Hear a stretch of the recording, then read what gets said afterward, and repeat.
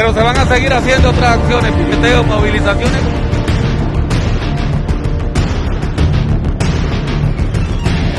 Movilizaciones como lo venimos haciendo siempre. Está en una olla de presión, en una olla express, entre los rascacielos y el lujo y el hambre, entre la poca humanidad o nula humanidad y el desprecio y la protesta. ¿Qué es lo que está en una olla de presión y que está en una de las, o en la médula de América Latina y también del mundo porque conecta ambos océanos? Soy Roberto de la Madrid y esto es esto que ya va para 10 años y que es gracias a usted. Detrás de la razón, comenzamos.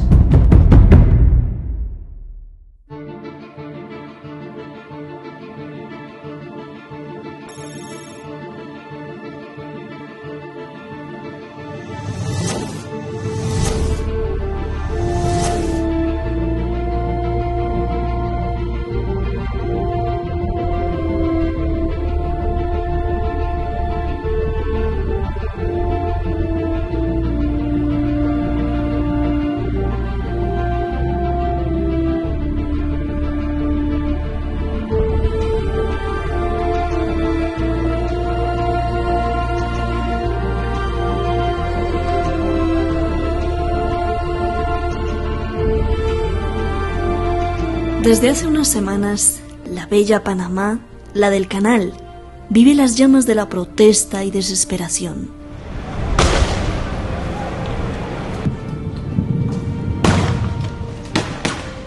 El pueblo está hundido y no lo quiere tolerar.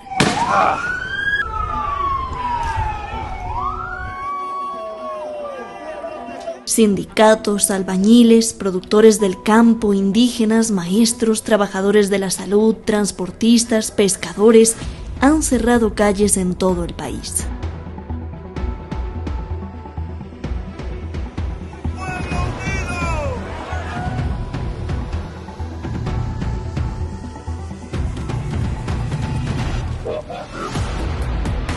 Los precios de la gasolina, las medicinas, sobre todo de los alimentos, y el desempleo y la seguridad social son el grito de los manifestantes.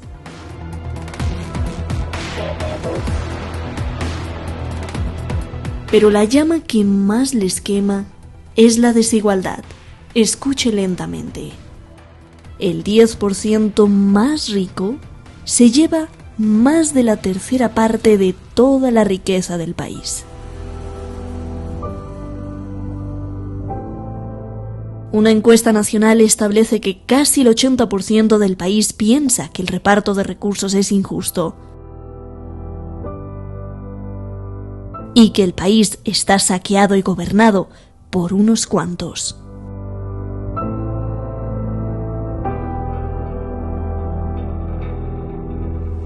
La madre patria grita.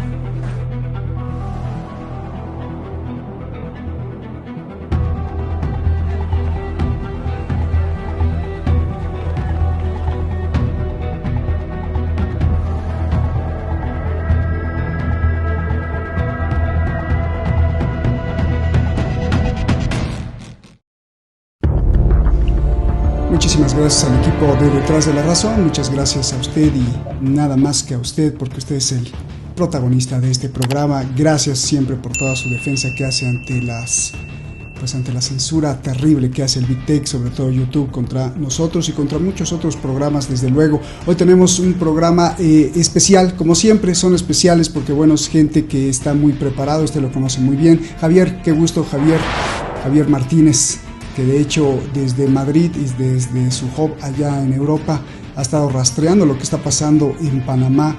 Muchísimas gracias, no solo por sugerir y proponer el tema, sino por darnos todos estos puntos de investigación. Javier Martínez, pilar Detrás de la Razón, con sus estudios siempre profundos desde la academia, incluso allá en Países Bajos, en Holanda, y bueno, después como un gran asesor también financiero estudiando los flujos de dinero. Usted sabe que los flujos de dinero son lo más importante para las guerras, la desestabilización. Y está con nosotros, bienvenido, muchas gracias por estar aquí en el programa, Sergio Rodríguez Gelfestein, no sé cómo se pronuncia en alemán, Gelfestein, o tú nos dirás. Él es consultor y analista internacional venezolano, graduado en Relaciones Internacionales de la Universidad Central de Venezuela y magíster en Relaciones Internacionales. Sergio, es un placer tenerte aquí y siempre nosotros tratamos de hablar de tú en este programa por un gesto de igualdad, de fraternidad, de amistad, de equidad. Si tú me lo permites, te puedo hablar de tú, si no, pues también. Muchísimas gracias, Sergio Rodríguez y Javier. Javier, pues comienzo contigo. A ver, Javier, Panamá, ¿es la Miami de Centroamérica o la Suiza de América? Por favor. Querido Roberto, querido equipo y querido contertulio Sergio, desgraciadamente para los panameños ni es la Miami de Centroamérica, ni es la Suiza de América, ni es la Dubái de las Américas.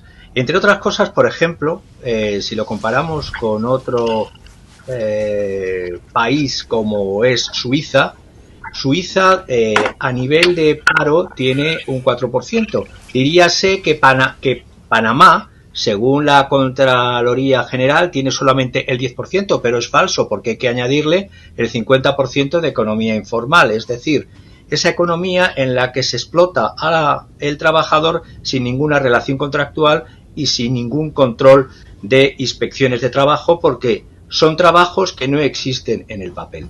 Por lo tanto, ya en cuanto a ese dato, un 4% de paro en Suiza y un 10% de desempleo oficial en Panamá, más un 50% de economía informal. Si desde la invasión del 89, invasión de Estados Unidos, como todas las invasiones de Estados Unidos, siempre las justifican, esta la llamaban Operación Causa Justa.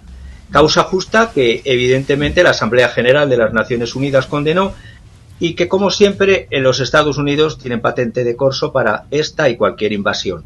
Entonces, quiero decir, me remonto a esa invasión, que no deja de ser la segunda, porque ya a principios de siglo ya hubo con la independencia de Panamá de la República de Colombia esa intervención de un acorazado norteamericano, Nashville, apoyando la independencia. Desde la invasión, quería decir, del 89, ha habido 33 años de políticas liberales, o que algunos llaman neoliberales, pero son políticas económicas liberales, que si bien hacen de Panamá, que se presume que es el octavo país de renta per cápita, de PIB per cápita, es decir, dividir el Producto Interior Bruto, que es de 55.780 millones de dólares por el número de habitantes, que son 4.381.000 más o menos, es decir, Suiza tiene la población el doble, 8.700.000, y la renta per cápita es bastante más alta. Pues bien, se presume de que es el octavo país con el PIB per cápita más alto. Hay que contar que los primeros son Bahamas, San Cristóbal y Nieves, Barbados, Uruguay, Chile, Trinidad y Tobago, Antigua y Barbuda y después Panamá. Pero claro, si cogemos el llamado coeficiente o índice de Gini, es el tercer país más desigual de América Latina, solo superado por Brasil, Colombia, otras veces Brasil, Honduras. Panamá, si lo miras desde la perspectiva de las 105 familias más poderosas de Panamá, es un paraíso para las 105 familias. Esas 105 familias que se reúnen en esos clubes que están en todas las latitudes, en Europa, en América, en el Club Unión, en Punta Patilla. Pero claro, cuando tú vas a Panamá y en 10 calles pasas de Singapur a Ruanda, pues a mí se me queda eso de la pregunta que me has hecho. Ni es la Miami de Centroamérica, ni es la Suiza de América, ni es el Dubái de las Américas. Sí es todo eso para las 105 familias y más, pero para los panameños no. Y terminaría diciendo, además, que aparte de esos 33 años de políticas neoliberales o liberales que han hecho partidos llamados de centro derecha, partidos llamados de centro izquierda o socialdemócrata, como el que está gobernando ahora. Hombre, si hacen las mismas políticas económicas, me da lo mismo el color o los relatos y metarrelatos que quieran contar. La realidad es, y luego lo desgranaremos, cómo se ha ido degradando la situación económica del país, y ya con la pandemia, ya no solamente la degradación que supuso ver los grados de corrupción con los Panama Papers y con los Pandora Papers, sino además con el caso Lavajato o Lavallato que salpicó con las comisiones Odebrecht, pero sino que han ido repitiendo esta voracidad, esas élites depredadoras, con el caso de la pandemia, como en tantas latitudes, incluyendo España, estamos viendo cómo se hace negocio hasta de la muerte. Por lo tanto, no Suiza, no Miami, yo digo Miami, y tampoco Dubái. Gracias, Javier, por esta introducción. Sergio, un placer. Y después de ver estos días terribles de infierno, de grito, de desesperación de la población de Panamá, creo que es más válida la pregunta hacerla hoy. ¿Qué esconde el Canal de Panamá? ¿Qué esconde el Canal de Panamá? ¿Cuántas cosas ahí que pues unos no sabemos, otros si sabemos pues son horrorosas? Por favor, explícanos, Sergio. Gusto en tenerte. Mucho gusto, Roberto. Gracias por invitarme al programa y gracias por tratarme de tú. Saludo a Javier, un gusto conocerte, Javier. Espero que este sea el primero de muchos encuentros. Claro, el Canal de Panamá ha creado en el país una economía ficticia, un país ficticio. El canal fue durante casi un siglo motivo del desarrollo del sentimiento nacionalista de los panameños, que tuvo su concreción en la lucha del general Omar Torrijos, que logró sentar en la mesa de negociaciones al gobierno de Estados Unidos y llegar al acuerdo del año 1977 que permitió que el canal se revirtiera definitivamente el 31 de diciembre de 1999 al control de Panamá. El Canal de Panamá tiene, por supuesto, una gran importancia económica para el país, pero en términos, diríamos, regionales y en términos globales, la mayor importancia que tenía el Canal de Panamá para Estados Unidos era que ahí se encontraba la base del Comando Sur y era el espacio principal de control militar, naval y aéreo de Estados Unidos en el hemisferio occidental. La pérdida de la zona del canal, ya no del canal, sino de la zona del canal, hay que recordar que la zona del canal se extendía, no recuerdo ahora si 3 o 4 kilómetros a ambos lados del canal, desde el Mar Caribe hasta el Pacífico. Significó la necesidad de la reestructuración total del dispositivo militar de Estados Unidos en el hemisferio occidental, porque tuvo que sacar todas sus bases militares, navales y aéreas del territorio. Entonces, las implicaciones de ese hecho tienen un carácter tan importante para Panamá en su historia como lo significó su desprendimiento de Colombia, más allá de la significación que tiene lo que ya Javier relataba en torno a que todo se dio a partir de un push y de una intervención de Estados Unidos en un acuerdo que no lo firmó ningún panameño, porque la parte panameña, entre comillas, fue firmada por un francés, por Bruno Varila, que era el empresario que le interesaba construir el canal y que negoció en Washington sin la anuencia del pueblo y no, digamos, del gobierno panameño, porque ni siquiera, porque no había. Entonces, eso marca la impronta de Panamá, es verdad, no se puede hablar de Panamá al margen del canal. El canal sí, es expresión sin embargo, el canal es expresión de una economía artificial, no solamente por el paso de los barcos de un mar a otro, sino que está signado por la zona libre de Colón, es decir, una de las mayores zonas libres de comercio que se encuentra en el extremo caribeño del canal, en el norte, digamos, en el extremo norte del canal, donde se realizan operaciones comerciales y donde existe una gran cantidad de empresas aduaneras, banca internacional, que hacen que Panamá tenga básicamente una economía de servicios vinculadas precisamente a los servicios aduaneros, comerciales y a la banca, que no generan empleo, que no generan riqueza, que no generan recursos para la gran mayoría de los panameños. Entonces digo, es motivo de orgullo, es motivo de recuerdos en cuanto a la defensa de la soberanía. Los panameños recuerdan todos los años el 10 de enero de 1964, cuando un grupo de estudiantes murió intentando llevar la bandera panameña a la zona del canal y fueron asesinados por las Fuerzas Armadas de Estados Unidos.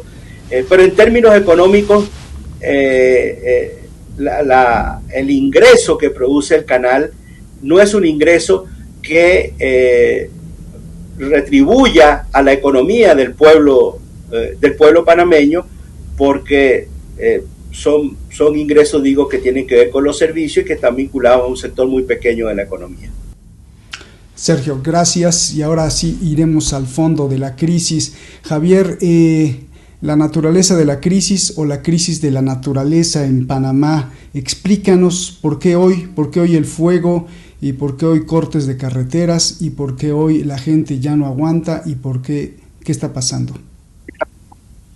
La crisis social de Panamá, más allá de la subida de precios, con el incremento del precio del petróleo y por el incremento de la inflación y de la recesión, no olvidemos que la recesión con la crisis de la pandemia COVID-19 supuso en Panamá un descenso del 17,9% del PIB. Pero más allá de todo esto, las protestas que llevan ya camino de 3 semanas y de seguir han sido causadas, pensemos que se iniciaron por los maestros, por los profesores, pero le han seguido, aparte de los gremios de docentes, los productores agropecuarios, los sindicatos de la construcción, el gremio de salud, de transportistas, de pescadores, organizaciones indígenas.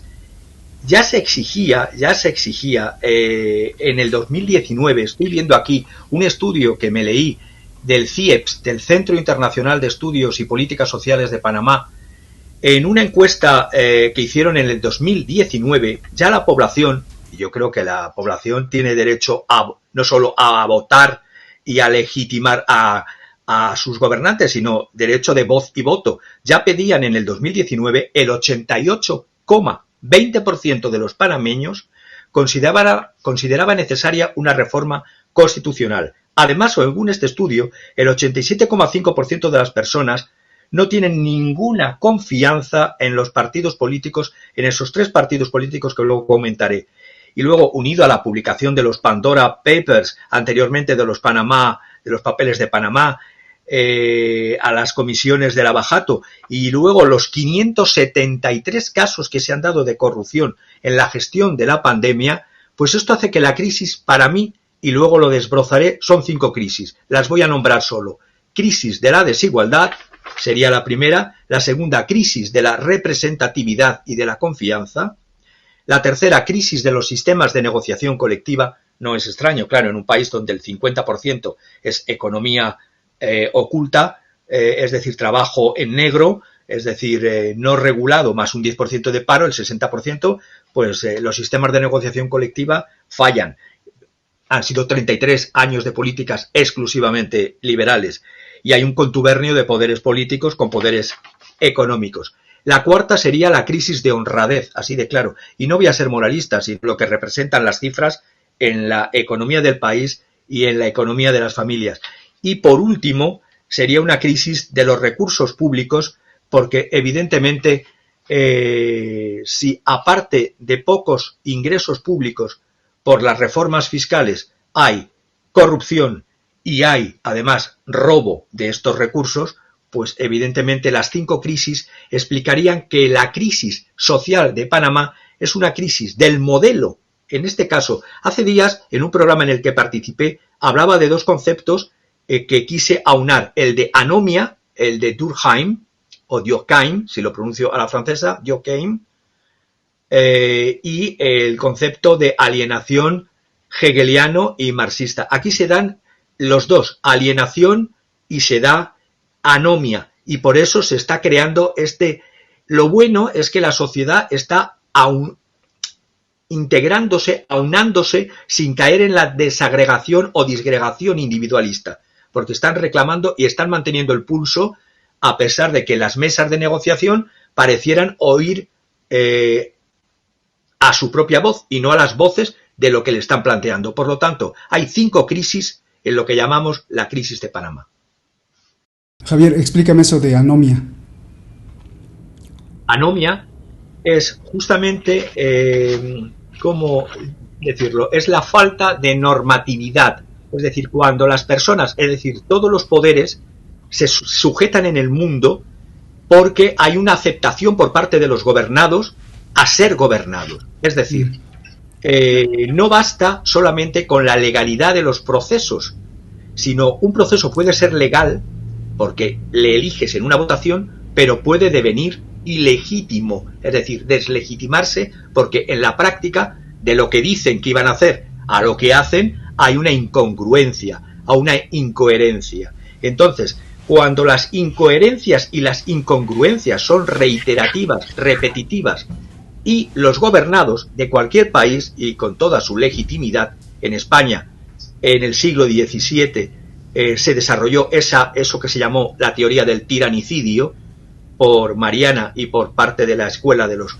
jesuitas rebeldes, lógicamente la escuela de Salamanca, desde entonces aquí, y pasando por todas las teorías políticas, cualquier teoría política, la fundamentación del poder también reside no solamente en el terror, en el miedo, sino reside en la aceptación de los gobernados a ser gobernados por esas élites.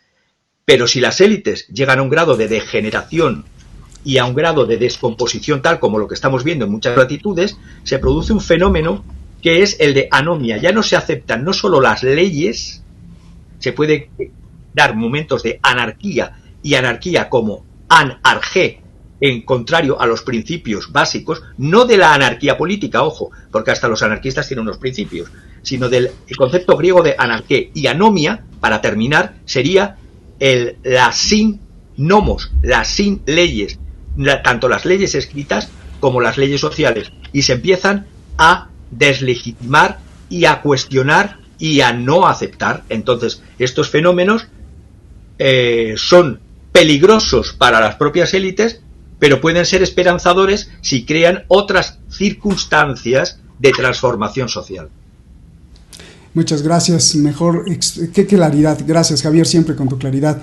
Sergio, yo recuerdo, y a mí me da mucha tristeza, yo recuerdo Bahrein, por ejemplo, unos rascacielos gigantes, las corporaciones, HSBC ahí adentro, ¿no? Y muchas otras corporaciones de Europa, de China, de Estados Unidos, y aunque no se estaban muriendo de hambre, la otra parte del pueblo, aplastada por las familias de príncipes bahreiníes, y además porque no eran suníes, sino porque eran chiíes.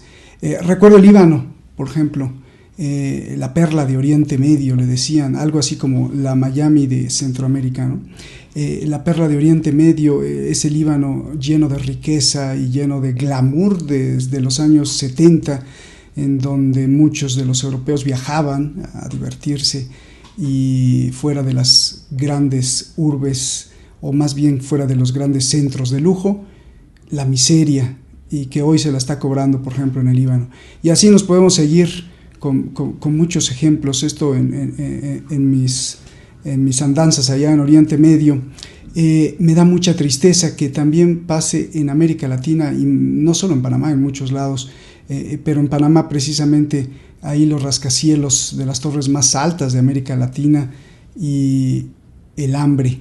Explícanos qué está pasando hoy, por qué el fuego, por qué ya no aguantaron, qué se conjugó, cuál es lo que está detrás de ese grito. He visto gente panameña ahí desesperada por completo, no me alcanza, no tengo, no me dan oportunidad. ¿Qué pasó, Sergio? Bueno, Panamá venía de un proceso nacionalista inaugurado por el general Torrijos, que fue muy polémico, entre otras cosas. Hay sectores importantes de los sectores sindicales, de los trabajadores, incluso muchos de los que están ahora participando en las protestas y en las negociaciones, que incluso hablan del gobierno del general Torrijos como dictadura. Sin embargo, al general Torrijos se le reconoce lo que decía antes, el haber recuperado el canal para los panameños. Pero se produce un proceso posterior a la muerte del general Torrijos, muerte, por cierto, bastante extraña, cuando se cae el avión en que viajaba, sin ninguna explicación hasta el día de hoy. Y entonces se inicia un proceso de reversión de toda una serie de medidas de carácter social que el presidente Torrijos, el general Torrijos había tomado, y que habían generado en un momento en que en América Latina lo que había eran gobiernos, dictaduras de derecha. Parecía Panamá un caso diferente al resto de lo que existía en América Latina. Se produce un acercamiento de Panamá a Cuba. Posteriormente, incluso el general Torrijos tiene una participación muy activa en el apoyo a los movimientos de liberación nacional en Centroamérica, como el caso del Frente Sandinista en Nicaragua, el Frente Farabundo Martí en El Salvador. Y después incluso Panamá integra y tiene un papel relevante en el grupo de Contadora, a tal punto que la isla de Contadora es una isla panameña. Y ahí se crea este grupo que tiene una participación especial en la búsqueda y en el logro de la independencia, del fin de las guerras en Centroamérica, de la búsqueda de la negociación, donde el general Torrijos jugó un papel muy importante. Entonces, hay una política nacionalista internamente, hay una política distinta, integracionista hacia América Latina, todo lo cual comienza a ser revertido cuando Torrijos muere, y lleva a la generación de condiciones que propician la invasión de Estados Unidos en 1989 y la implantación de una serie de gobiernos neoliberales que se insertan en una lógica que se comenzó a hacer práctica de América Latina, cuando efectivamente desaparecieron los gobiernos las dictaduras de seguridad nacional monitoreadas desde Washington, pero se establecieron gobiernos que se orientaron hacia las prácticas neoliberales en casi todo el continente. Y esto que está ocurriendo en Panamá, si lo observas bien, no es propio de Panamá. Nosotros hemos visto en los años recientes grandes manifestaciones en Colombia, grandes manifestaciones en Ecuador, grandes manifestaciones en Chile, movilizaciones gigantescas en muchas regiones del continente, que más o menos tienen el mismo origen. O sea, es la acumulación es una acumulación del retroceso, de las causas que produce el retroceso en las condiciones de vida de la población. Ahora, ¿qué pasa en Panamá? Y si estamos analizando estrictamente la coyuntura, vamos a decir algunas cosas, algunas características que se presentan. En primer lugar, Panamá parecía efectivamente una tierra promisoria de paz y de tranquilidad que se rompe. En segundo lugar, el proceso ha ido produciendo una unidad inexistente cuando empezó el propio proceso hace 3 semanas. El proceso lo inician, como decía Javier, los maestros, pero se van incorporando los campesinos, se van incorporando los indígenas, y hoy el conflicto ha generado una gran unidad inexistente en toda la historia de Panamá, lo cual es podríamos decir que un subproducto interesante porque proyecta este movimiento hacia el futuro. En tercer lugar, hay una situación muy extraña en Panamá, donde el partido de gobierno hasta hace 2 o 3 meses era oposición al gobierno de ese mismo partido. Parece una jerigonza de palabras, pero lo cierto es que el PRD, que está en el poder, que es el partido torrijista, lleva a un presidente, a Laurentino Cortizo, que no es torrijista, con esas típicas alianzas nuevas que se están haciendo en América Latina, cuando muchos gobernantes de izquierda creen que deben hacer una alianza con la derecha para garantizarse la gobernabilidad en la gestión de gobierno. Entonces, el PRD lleva a un hombre que no es torrijista, que es un empresario, lo lleva a la presidencia, hace una alianza, y este hombre rápidamente se vuelca contra el PRD, que tiene una condición de izquierda. Incluso el secretario general del PRD, hasta el congreso que se realizó hace 2 meses, es un hombre que no puede salir de Panamá porque está siendo perseguido por Estados Unidos. A ese nivel, digamos, de contradicción. Y este presidente pone como vicepresidente a un yupi, lo trae de Estados Unidos y declara abiertamente que quiere que sea su sucesor para proyectar este ideal que se inauguró en Chile con la presidenta Bachelet, que es el modelo ideal para Estados Unidos, que es un modelo neoliberal administrado por sectores de izquierda, por sectores incluso en el caso de Chile que se decían socialistas. Ese modelo ideal en el que estos sectores de la izquierda, socialistas, se hacen cargo de la crisis que genera el neoliberalismo, es el modelo ideal para Estados Unidos. Y es lo que se está repitiendo en Panamá y es lo que estalla en este momento, porque ese Dubái del que tú hablas, ese Miami del que tú hablas, no es más que, no sé, 20 cuadras de largo por 10 de ancho. No es más que eso, estamos hablando de 4 kilómetros cuadrados, pero hay que salir de Panamá, hay que ir al Chiriquí, hay que ir al Darién, hay que ir a Penonomé, hay que ir al interior para ver. Decía Javier que uno caminaba 10 cuadras y cambiaba de país. En algunos lugares cruzan la calle y cambias de país. Es una cosa increíble. En el centro de Panamá, tú caminas del centro digamos hacia el oeste, diríamos, y vas a ver toda la fastuosidad de la ciudad. Pero si caminas del centro de Panamá, de lo que llaman ellos el Panamá Viejo, hacia el este, te vas a encontrar una ciudad, yo diría que ni del tercer mundo, del cuarto, quinto mundo, te encuentras con Haití.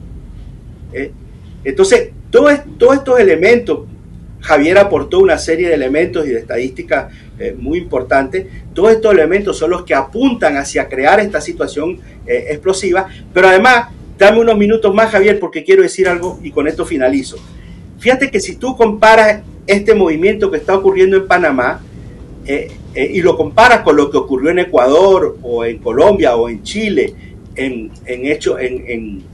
años recientes, te vas a dar cuenta, uno, que a diferencia de los otros 3, este no es un movimiento que tenía una estructuración previa al estallido, sino que se va estructurando en el propio desarrollo, se van incorporando nuevas fuerzas. Eso es un elemento inicial. Segundo, obligan al gobierno a sentarse a negociar. La primera reacción del gobierno era no negociar y lo obligan. Y lo tienen negociando ya hace una semana y van discutiendo punto por punto. Ellos hicieron una propuesta de 7, 8 puntos, ahora no recuerdo. Apenas han negociado los 2 primeros puntos. Están en el tercero, que son los precios de las medicinas, y el cuarto punto, que es la solicitud que hicieron de un 6% para la educación. Entonces, el gobierno se ha visto obligado a sentarse a negociar y todos los días el gobierno hace un llamado a que cesen las manifestaciones en las calles y el movimiento se mantiene sin acceder a esa situación. De manera que están en la mesa de negociaciones, pero hay un pueblo luchando en las calles. Oye, Sergio, regreso contigo para la conclusión y ya finalizar el programa, pero te la dejo ahí. ¿No será que además de la ignorancia de los gobiernos o de la perversidad de los gobiernos por no proteger las condiciones sociales de su pueblo, más allá de esto, más allá de la izquierda a la derecha, más allá de la imposición de Washington, ¿no será que las grandes corporaciones desde hace mucho, y lo que estamos viendo es el resultado de eso, de qué? De la implantación, digamos, si se me ocurre a mí decirlo así, de la implantación del chip como un procesador de computadora, del chip en el corazón geográfico de América Latina, Panamá, así, ¡tum!, y el chip de la inteligencia financiera y del espionaje económico, que sirva para lavar dinero, para esconder dinero, para financiar cuestiones incluso militares, pero disfrazadas para que no pasen por el Congreso de Estados Unidos, para servir de lavado y cautivación, enamoramiento de los grandes príncipes o de los grandes magnates de Oriente Medio, de Europa, de Asia, para que ahí laven su dinero, para tener controlados a todas esas corporaciones subsecuentes y satélites, o a todos esos supermillonarios a través de, y lo vimos en los Panama Papers, podrá también ser esto. Y ya bueno, pues lo de la sociedad pues es el resultado de tener ese chip de inteligencia y de espionaje financiero que está ahí enclavado, o que pusieron ahí justamente como un operador y una maquinaria gigantesca, como si metieras ropa a lavar ahí ahí te la dejo. Regreso contigo para la conclusión. Javier, te pregunto más o menos esto mismo, y qué clases están participando en esta crisis, no solo las clases que viven en Panamá, sino que viven también en el mundo y que ahí tienen pues su hub de dinero.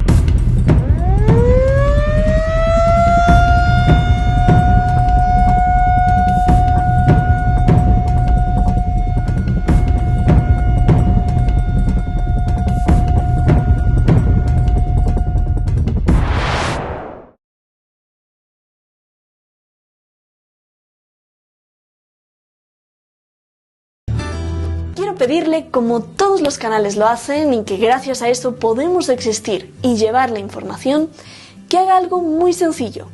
Solo píquele ahí y suscríbase, toque la campanita, para que este espacio de libertad continúe. De lo contrario, los que nos quieren manipular seguirán avanzando. ¡Saludos!